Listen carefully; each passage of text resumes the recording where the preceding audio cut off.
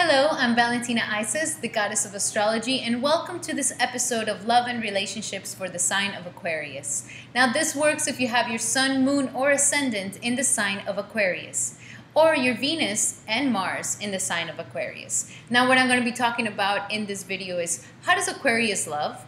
What are they looking for in love? What can you expect in your relationship with an Aquarius? What are their needs in love? And of course, how can you make your Aquarius fall madly in love with you? So let's find out what we can expect in love when it comes to Aquarius.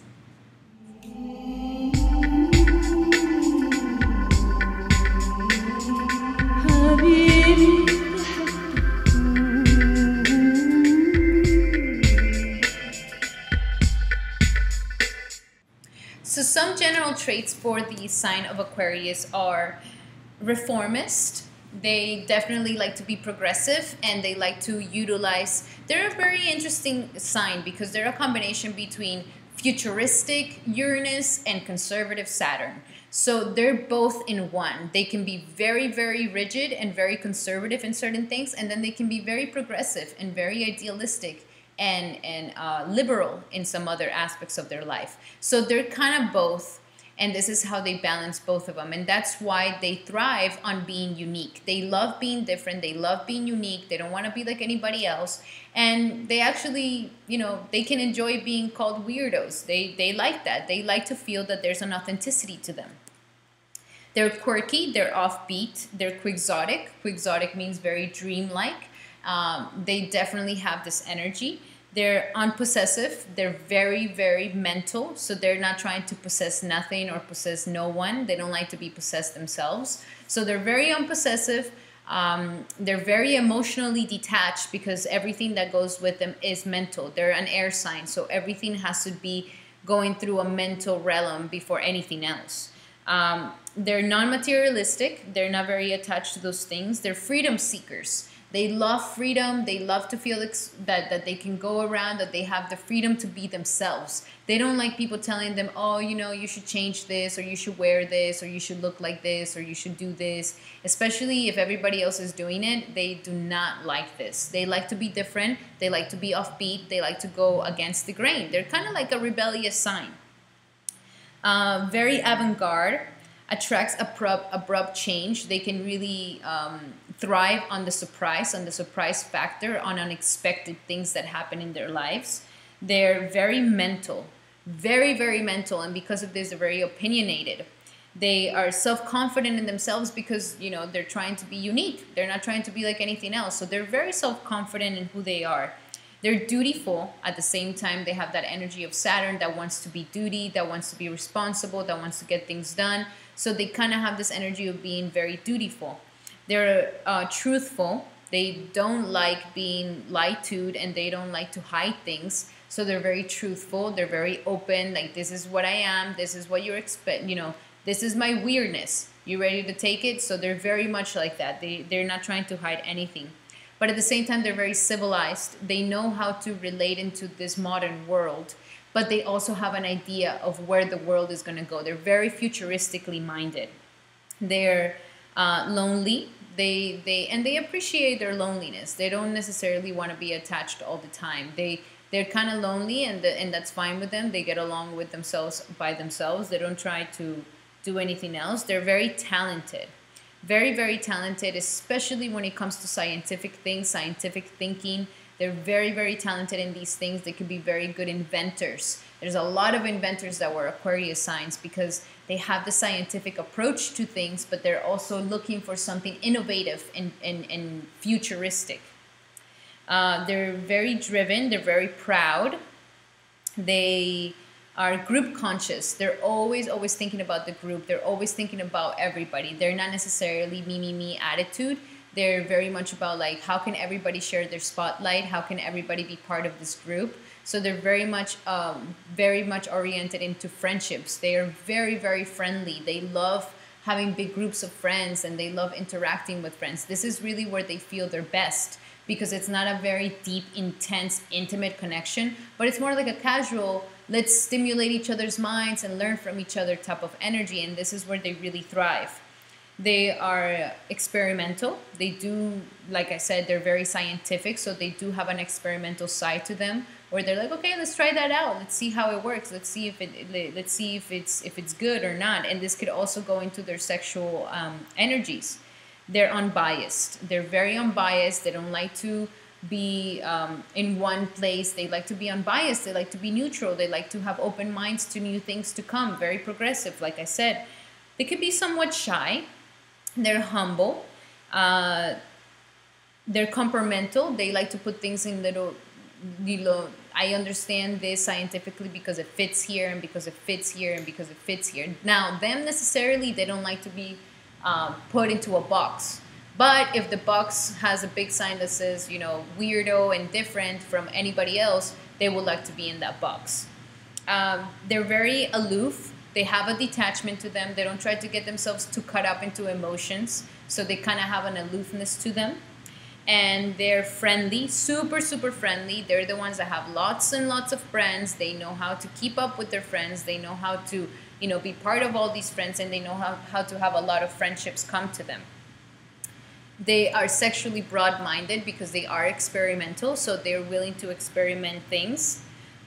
But they're erotically uninhibited. So it's a pretty paradoxical sign. It's a very interesting sign. It's one of the most androgynous signs of, as well. Like there could be a lot of energy of man can have a lot of female energy, and women can have a lot of masculine energy, but they're very, very androgynous in their nature.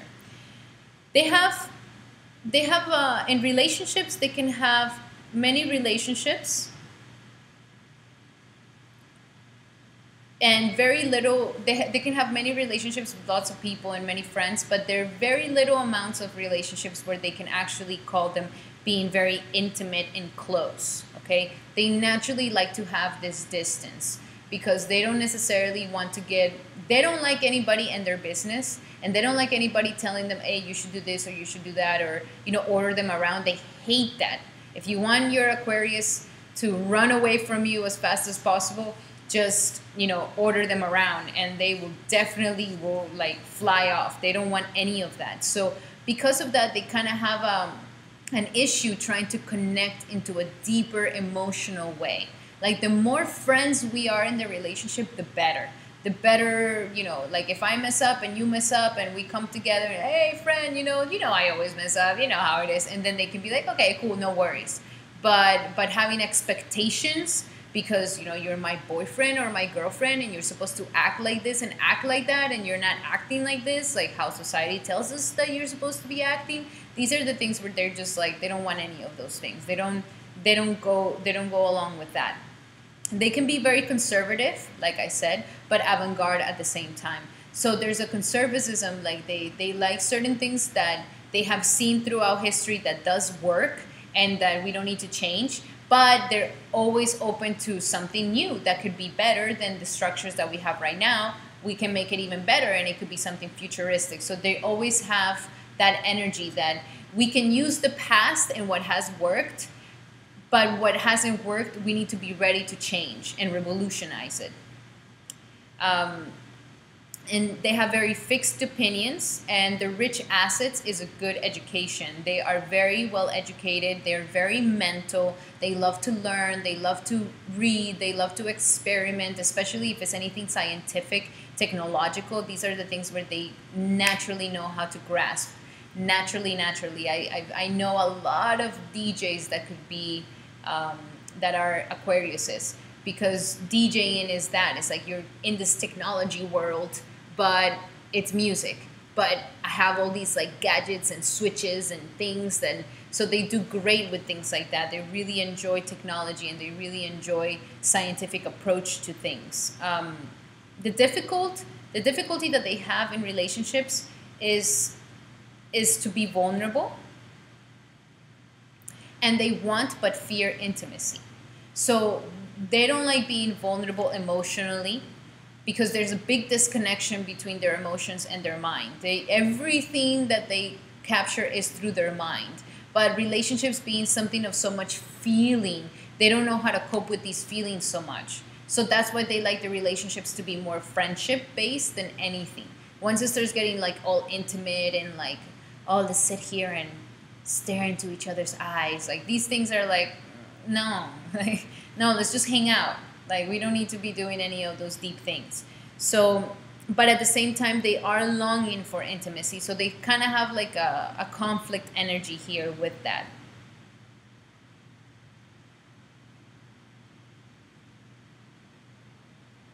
They want it because it relates to their happiness and growth, their joy and growth, but they fear it because of a resistance to risk the exposure of giving up control.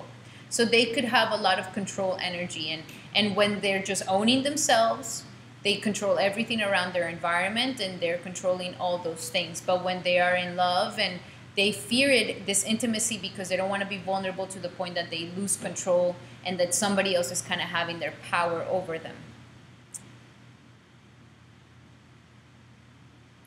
Their mind is their greatest attraction, and they definitely feed their mind a lot, with a lot of knowledge, with a lot of, you know, technological knowledge, experimentation, what is this, what is that, but they usually neglect a lot of their bodies. They can really have a disconnection between their head and stimulating their mind, and they can have a huge disconnection with their bodies and their body needs. Like, they're just so separate from the earthy energy, from the material energy, because they are the last air sign.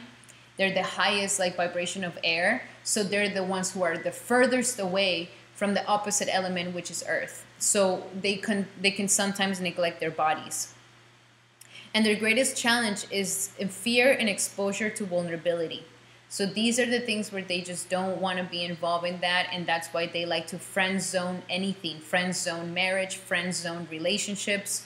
Here we are, we're friends, we're not trying to be vulnerable or anything like that, we're hanging out. They really like that energy. They feel safe in that energy. And they try to escape this vulnerability with work, with humanitarian endeavors, with studies of multiple things that they're interested in, or other relationships, other friendships around outside of their marriage or their main relationship. So this is their way to escape intimacy. This is their way that they can just like not be dealing with that whole intimacy issue that makes me feel so uncomfortable, and I can just go and do my own thing. I can go work, I can go hang out with my friends because they have plenty of friends and they make me feel like I'm not trying to get all vulnerable here. And humanitarian endeavors, they love the group mind, to think about for the group, to think about for a higher cause. And humanitarians, they're very much into these things. In the end, they recognize that evolution of the human being is to turn the intellectualism into compassion and caring. So this is a major, major key. So this is a major, major key to their relationship and to their understanding of life. That eventually, after having so much of their intellectualism and to think so much and to digest everything through your head, eventually, in order for you to complete yourself, is that you need to connect this intellectualism with compassion and caring. Once you connect these things, then you really, really are growing into the best human being that you can possibly be. They're really good with children. They are very good with children. They let them explore because they have that sense of freedom. They do. Sense of exploration, and, you know, I'm not going to tell you how to be. I want you to be your authentic self, and there's nothing more authentic than a child. The child is not trying to be like anything. They're not really caught up in the whole society, I should be this, I should be that yet. So they get along with children very, very well, and they're able to give children the stimulation of knowing and learning. They really have the motto of, you do your thing and I'll do mine. They really have that big motto in their life. You do your own thing. I'm not going to tell you how to do it. I'm not going to get involved in your thing, and you're not going to do the same for me. So they really follow this motto of like, you do your thing and I'll do mine. And, you know, let's leave each other alone and let's not bother each other, you know. The terms is that they will do what they think is necessary for them to do when it comes to marriage, when it comes to parenting, when it comes to being a friend. Like, they on their own, they're able to understand, okay, for me to be a good friend, for me to be a good father, for me to be a good mother, for me to be a good husband, wife, with my intelligence, I know that these are the terms. And I will do that with no problem. They will be dutiful to those things. But if you're trying to tell them to be this, that that's what a good wife is, that that's what a good husband is, according to their terms, this is when you lose them, okay? They have their own terms of what they think is that they need to be bringing to the table when it comes to their relationships. But if you're trying to put more into their plate or order them around or tell them, no, that's not, you're supposed to do these terms, that's when you really lose the Aquarius. They don't want to be dealing with any of that. And you just need to trust that they have the intelligence enough to really follow through. And they do follow through. They're responsible. They're not a responsible sign. They're very responsible, but they're responsible with the things that make sense to them and that they adopt in their own authentic self. They are a great friend, but they lack empathy. And they really see sympathy as a social thing. Okay, in order for me to socialize with this person, I need to have a certain level of sympathy. But really empathy, they can't really reach that. Where I'm like, oh my God, I feel for you. No, sympathy is like, I understand what you're going through. Never lived it. Don't know what it is, but I can understand what you're living through. And in order for me to have this social connection with you, I'll have as much sympathy as I need to have. So this is where they have that separateness, okay? The affairs of the heart are under a mental microscope with them, okay? So the affairs of the heart, the affairs of intimacy, the affairs of feelings, they're constantly analyzing them mentally, constantly analyzing, and they can be very good at understanding the relationship between human beings in an intellectual way. They really get it. They're like, oh wow, you know, in reality, this is what's going on. You're a reflection of this person, and they can really understand the deep complexities of the relationship between people.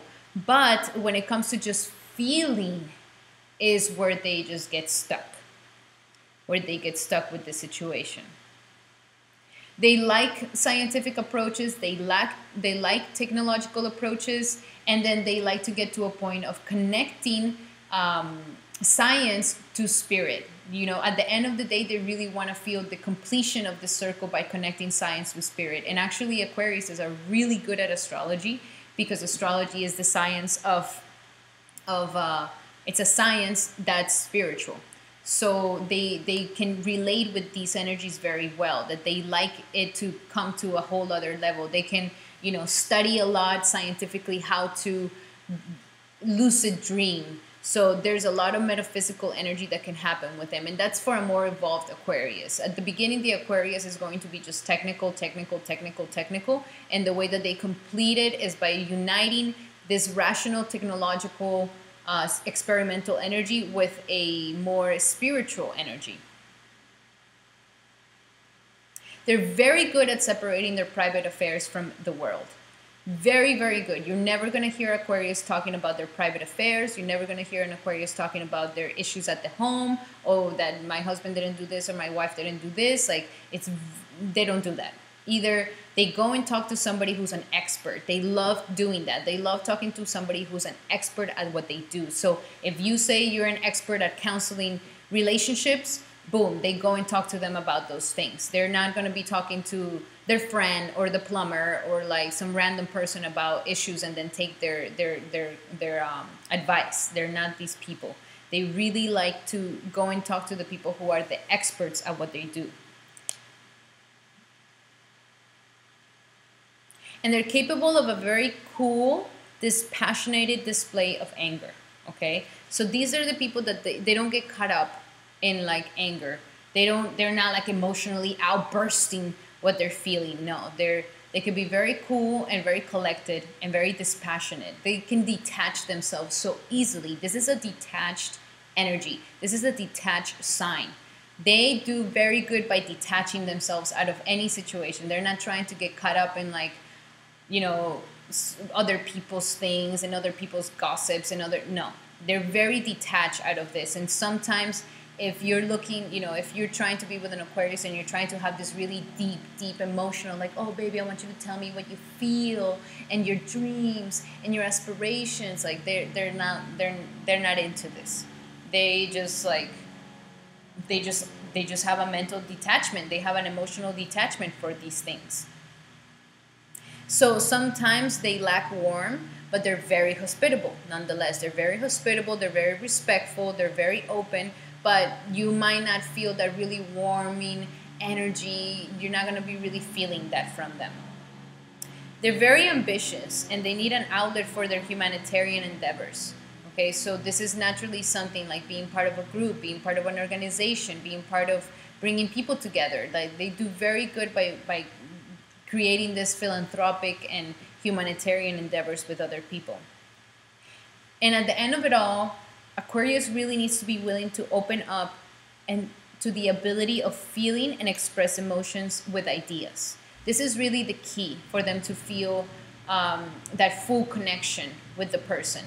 So one of the main things is that to bring that intellectualism to a more heartfelt energy, to bring all that head energy into a more heartfelt energy, and to connect all this knowledge and all this mental energy and to understand it through the feeling of things, okay? So I really hope that this was of help to you, Aquarius. I hope that you got to learn a little bit more about yourself and how is it that you act and react in love and what are your needs in love. And for those people who are in love with an Aquarius, I hope this helps you understand your Aquarius lover in a better way, where you're able to really manage the relationship and bring it into a better light. All right, guys? Now remember, this is just a general reading. If you want to have a more detailed reading about your love life, your future love, your compatibility, how is it that you love, you can always make a consultation with me in the link below right over here, and we'll be giving you a love and compatibility reading. All right, guys? So I'll be seeing you for next time.